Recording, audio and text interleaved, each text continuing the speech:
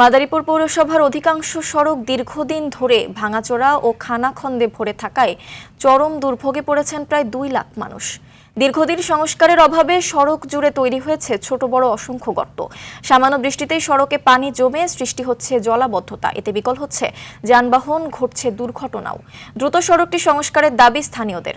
মাদারীপুর প্রতিনিধি সাইফুল ইসলামের পাঠানো তথ্যচিত্রে বিস্তারিত জানাচ্ছেন আবরার মাহি। মাদারীপুর শহরের গুরুত্বপূর্ণ শহীদ বাচ্চু সড়ক। প্রতিদিন এই সড়ক দিয়ে চলাচল করে প্রায় 5000 ছোট বড় যানবাহন। তবে সংস্কারের অভাবে সড়কের অধিকাংশ স্থানে খানাখন্দে ভরা। সামান্য বৃষ্টি হলেই এসব গর্তে জমছে পানি। শুধু শহীদ বাচ্চু সড়ক নয়, শহীদ মানিক সড়ক, প্রধান সড়ক ও বিসিক সড়ক সহ পৌর শহরের অধিকাংশ সড়কেরই এখন একই চিত্র।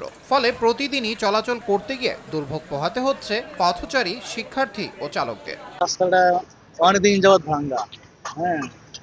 এই রাস্তাটা চলাচল করতে অনেক কষ্ট হয়। 2 দিন পরে খোয়া হালাই দিয়া আবার মনে করেন খোয়া যায়, উঠগে যায়, ধুলায় উঠগে যায়, তারপরে নষ্ট হয়ে যায়। নষ্ট হলে তো আমরা তো চলতে পারি না। আমরা চাই এই রাস্তা যত দ্রুত সম্ভব সরকার ঠিক করুক। সড়কের দুরবস্থার কারণে ব্যবসায় ক্ষতির মুখে পড়ছেন বলে অভিযোগ স্থানীয় ব্যবসায়ীদের। ব্যবসা বাণিজ্য, মানুষের যাতায়াত, গাড়ি ঘোড়া সমস্যার কোনো সিস্টেম। এই রাস্তা দিয়ে বৃষ্টি নামলে আর কাস্টমার এখানে আসে না। কাস্টমার না আসার কারণে আমরা ব্যবসায় অনেক ক্ষতিগ্রস্ত আছি। জরুরি আমাকে এই রাস্তাটা মেরামত করা চাই। ক্ষতিগ্রস্ত সড়কগুলোর সংস্কারের জন্য টেন্ডার প্রক্রিয়া শেষ হয়েছে এবং শিগগিরই কাজ শুরু করার আশ্বাস পৌর প্রশাসকের। এডিপিতে গত অর্থ বছরে কিছু কিছু রাস্তায় মেরামতের জন্য ইতিমধ্যেই টেন্ডার করে ওয়ার্ক অর্ডারও দেওয়া আছে। কার্যক্রম হয়তো খুব শীঘ্রই শুরু করবে। যে জায়গাগুলো এখন খানাখন্দ হয়ে আছে সেগুলো আমরা ওই জায়গাটুকু কিভাবে মেরামত করে দেওয়া যায় সেটারও কার্যক্রম আমাদের চলছে।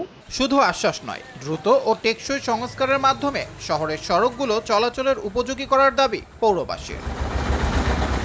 আবরার মাহি, RTV।